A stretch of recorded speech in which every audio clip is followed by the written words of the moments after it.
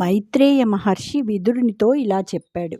అనేక విధాలైన కాలగమనంతో సూచితమయ్యే రేయింబవళ్ళు జరగగా మానవులకు పరమాయువు 100 సంవత్సరాలు అయినట్లుగానే బ్రహ్మదేవునికి పరమాయువు అయిన 100 సంవత్సరాలలో సగం గడిస్తే దాన్ని పరార్థం అంటారు. ఆయన ఆయువులో పూర్వార్ధాన్ని పూర్వపరార్థం అంటారు.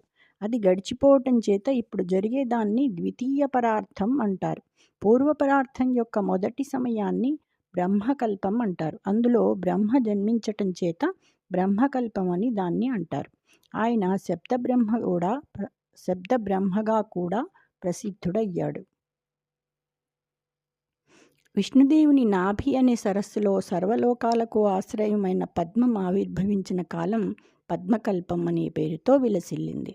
ఇంకా ద్వితీయ పరార్థ కాలంలో శ్రీహరి వరాహాకారం ధరించిన సమయాన్ని వరాహకల్పం అంటారు. ఇప్పుడు ఆ వరాహకల్పం జరుగుతున్నది. హరి పరమాణు రూపమునందు వసించు విరాజమానుడై సరి వెలుగొందు నిమ్ములన సంఖ్యములైన మహాండకోశముల్ నెరిదనయందుడిందనవనీరజనేత్రుడనంతుడాద్యుడక్షరుడు పరాపరుండఖిల కారణుడ ప్రమేయుడై. ఆ బ్రహ్మాండంలో శ్రీహరి పరమాణు రూపంలో విరాజిల్లుతుంటాడు.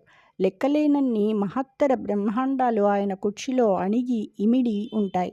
కొంగృత్త పద్మదళాల వంటి నేత్రాలు గలవాడు, అనంతుడు, ఆద్యుడు, నాశరహితుడు, పరాత్పరుడు, సర్వకారణాలకు ఆదికారణమై ఇంత అని పరిమాణం లేనివాడై శ్రీహరి వెలుగొందుతుంటాడు. జై శ్రీకృష్ణ.